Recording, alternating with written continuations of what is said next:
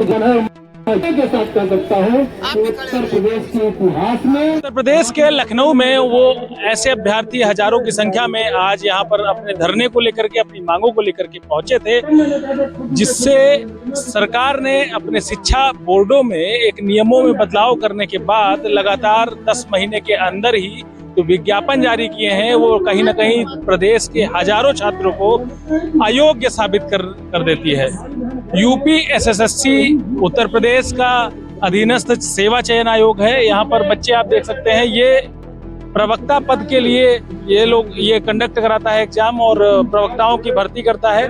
लेकिन जो हाल फिलहाल में उत्तर प्रदेश सरकार द्वारा जो इसमें सेवा नियमों में भर्तियां जो की जाती हैं, उसमें बदलाव जो किए गए हैं, वो कहीं ना कहीं इनके आने वाली भर्तियों में काफ़ी हद तक इनके शिक्षण प्रक्रिया, और अगर बीएड नहीं होते हैं, बीएड नहीं कर पाते हैं, तो कहीं ना कहीं ये अयोग्य घोषित हो सकते हैं।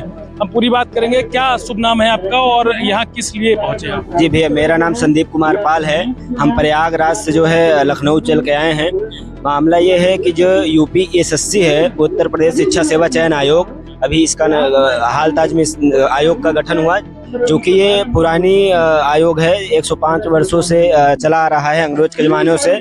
लेकिन 1983-85 से लगभग 2022 तक जो जिन नियमों के आधार पर परीक्षा संचालन कराती थी, और अचानक 2025 में नियमों के परिवर्तन होने से, योग्यताओं में परिवर्तन होने से, जो परीक्षार्थी लंबे समय से तैयारी कर रहे थे पुराने योग्यता और अर्हताओं के आधार पे, लगभग प्रदेश के 5 से 7 लाख विद्यार्थी लगभग सभी विषय से प्रभावित हुए। और वो 5 से 7 लाख विद्यार्थी, प्रदेश के 5 से 7 लाख विद्यार्थी सभी विषयों से संबंधित, उसमें कला भी है, संगीत भी है, कंप्यूटर भी है, हिंदी भी है, इंग्लिश भी, सभी विद्यार्थी। योग्यताओं में परिवर्तन होने से 5-7 लाख विद्यार्थी प्रदेश के प्रभावित हुए हैं। उसी के आगाज में हम लोग यहाँ पे धरना करने आए हैं कि कृपया करके सरकार से हम निवेदन करते हैं कि नियमों में परिवर्तन ठीक है, कोई हर समय के साथ नियमों में परिवर्तन होना चाहिए, लेकिन नियमों का अचानक परिवर्तन होना और लगभग बड़ी संख्या में परीक्षार्थियों का मतलब हित को टकराना और बाहर होना, ये ठीक नहीं है। कब परिवर्तन हुए हैं नियमों में? जो परिवर्तन हुआ, हाँ, अर्हताओं में परिवर्तन हुआ है। और मैं ये कहना चाहता हूँ कि शिक्षा सेवा चयन आयोग 2022 में विज्ञप्ति लाई थी, नया विज्ञापन आया था, और वो 5 बार परीक्षा का डेट दे के परीक्षा का संचालन नहीं करवा पाई। लगभग 2026 जून में उन्होंने परीक्षा का संचालन करवा पाया है, और उसमें भी वो विवादों के घेरे में आ गई है। सोचिए कि इतने बड़े प्रदेश में इतना बड़ा आयोग कैसे ये गलतियां कर सकता है। आप सोचिए कि इंग्लिश के पेपर में 37 क्वेश्चन आउट ऑफ सिलेबस पूछ लिया। हम लोग जब आयोग के पास गए कि आप आउट ऑफ सिलेबस क्वेश्चन क्यों पूछा, तो उन्होंने बलपूर्वक वहां से भगा दिया कि आप हमें निर्देश नहीं देंगे, हम परीक्षा कैसे लेंगे। हम लोग जो है हाई कोर्ट में दरवाजा खटखटाने गए, उसके बाद हाई कोर्ट ने उनको डांट लगाई, तब उन्होंने स्वीकार किया, और हाई कोर्ट ने उनको जो है डिबार कर दिया कि आप ऐसे परीक्षाएं क्यों ले रहे हैं। ये खामियां हैं हमारे प्रदेश के आयोगों की। तो हम ये कहना चाहते हैं 2022 के विज्ञापन से लेके 2026 में परीक्षा का संचालन न करवा पाना, और अचानक 2025 में नियमों में परिवर्तन कर देना, और इतनी बड़ी संख्या में 5 से 7 लाख बच्चे जो है योग्यताओं के न होने से योग्यता से बाहर हो रहे हैं। जो कि आने वाली वैकेंसी, अभी अगस्त में नया विज्ञापन आने वाला है, सरकार ने ऐलान किया है, लगभग 23,000 पद का विज्ञापन आने वाला है, उसमें 5 से 7 लाख बच्चे उस भर्ती में आवेदन नहीं कर पाएंगे, अयोग्य हो जाएंगे 5 से 7 लाख। हाँ, मतलब 5 से 7 लाख विद्यार्थी अभी प्रभावित हो गए।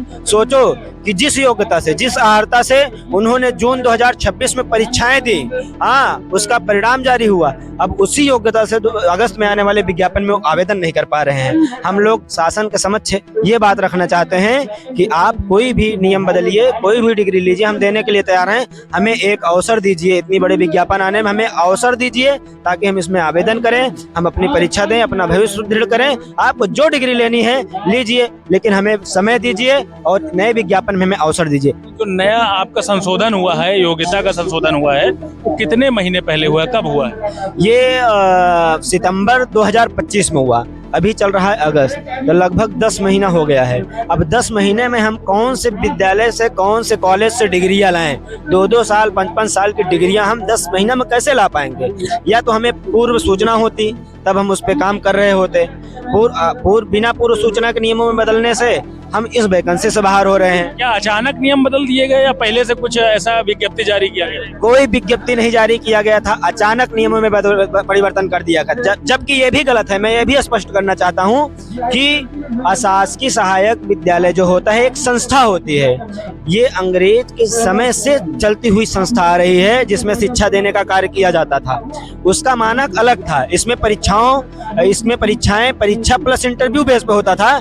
जबकि जिसका इन्होंने अनुसरण किया है गवर्नमेंट ने, राजकीय विद्यालय एलटी ग्रेड और लोक सेवा आयोग का, उसमें जो परीक्षाएं होती थी वो मेरिट बेस पे शिक्षक रखे जाते थे। आप सोचिए कि किसका मानक मतलब कि उपयुक्त है। इनका जो परीक्षा लेके इंटरव्यू लेके चयन करते थे शिक्षक का, जो मेरिट बेस पे लेके करते थे, जो मेरिट बेस पे लेके शिक्षक की भर्ती करते थे। 2018 में एलटी ग्रेड के मानक में परिवर्तन हुआ। उसमें जो है नया मतलब हड़ताल लाई गई और इन्होंने जो है नए आयोग का गठन किया और उसी का नकल कर लिया। जबकि 105 साल से चली आ रही नियमावली का परिवर्तन कर दिया गया है और हम लोग इतनी बड़ी संख्या में प्रदेश के विद्यार्थी प्रभावित हैं। सिर्फ हमारी मांग सिर्फ इतनी है कि ये जो विज्ञापन आ रहा है, कृपया करके इसमें हमें मौका दीजिए, हमको बाहर मत कर दीजिए। तो ये जब एग्जाम इसमें कंडक्ट कराना है, मेरिट बेस पे नहीं होना है, तो फिर सरकार को कोई समस्या भी नहीं होनी चाहिए। नहीं, मेरा मामला ये है कि मैं ये कहना चाहता हूँ, जिसका इन्होंने अनुसरण करके नियम का अनुसरण किया, नियम में बदलाव किया, वो आयोग पहले मेरिट बेस पे शिक्षक बनाता था। जबकि जो हमारा आयोग है वो लगभग जब है 1985 1983 से लेकर 2022 तक परीक्षा प्लस इंटरव्यू से शिक्षक की भर्ती कराता था। तो हमारा मानक बहुत मजबूत था। लेकिन इनको ऐसी क्या जरूरत आ पड़ी जो दूसरे आयोग का सिर्फ नकल कर लिया आपने। हमारी सिर्फ मांग इतनी है कि हम जो योग्यताएं इन्होंने परिवर्तन किया है, इसमें हम अचानक इन योग्यता लागू करने से हम लोग इस मानक के बाहर हो रहे हैं। हमको ये डिग्रियां लाने में समय लगेगा भैया, 2 साल से 5 साल हमें समय लगेगा। या तो आप हमें इसमें मौका दे दीजिए, हम एक समय दे दीजिए, हम डिग्री लाके आपको दे देंगे। मतलब हमको इस विज्ञापन से बाहर मत करिए। सरकार से क्या कहना चाहेंगे आप सभी लोग की तरफ से, जो है आप अपनी क्या बात करें?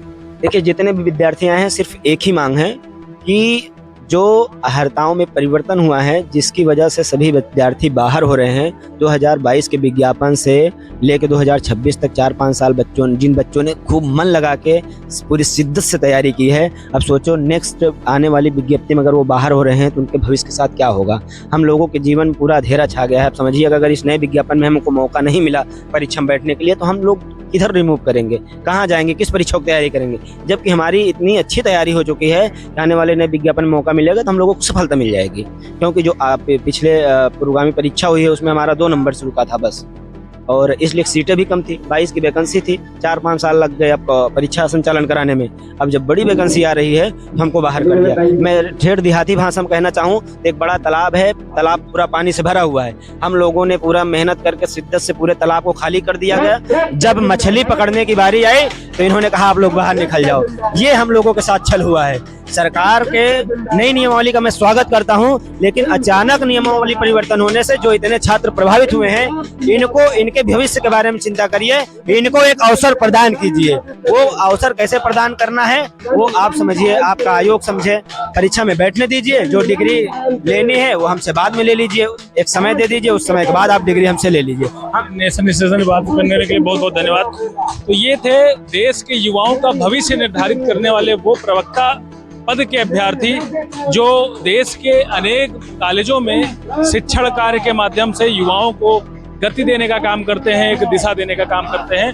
कहीं ना कहीं अचानक से हुए नियम परिवर्तन छात्रों के भविष्य को जरूर अंधेरा करते हैं। तो कहीं ना कहीं सरकार को इस पूरे मामले में संज्ञान लेकर के जो नए नियम जारी किए गए हैं उसमें पर्याप्त समय देते हुए अभ्यर्थियों को एक मौका अवश्य देना चाहिए। लखनऊ से कैमरा पर्सन नितिन के साथ गौरव श्रीवास्तव, लखनऊ।